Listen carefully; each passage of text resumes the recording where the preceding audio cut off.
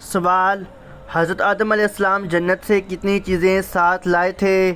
Option اے 5، option B 7، option C 9، option D 12۔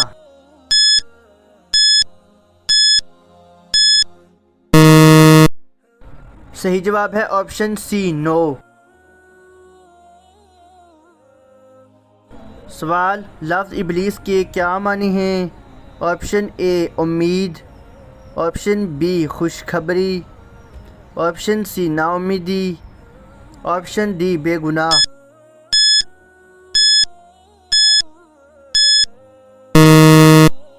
صحیح جواب ہے آپشن سی نا امید۔ سوال: حضرت علی رضی اللہ عنہ کو کس ہجری میں شہید کیا گیا؟ آپشن اے 38، option B 40، option C 42، option D 44۔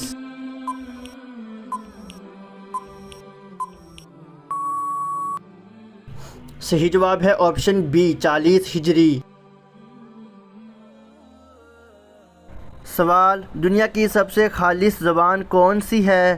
Option اے عربی، آپشن بی فارسی، option C Hindi, option D Urdu.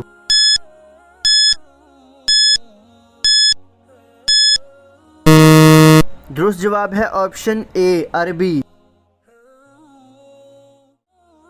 سوال: قرآن مجید کی کتنی آیات ہیں؟ آپشن اے 6666، option B 6667، option C 6668، option D 6669۔ صحیح جواب ہے آپشن اے 6666۔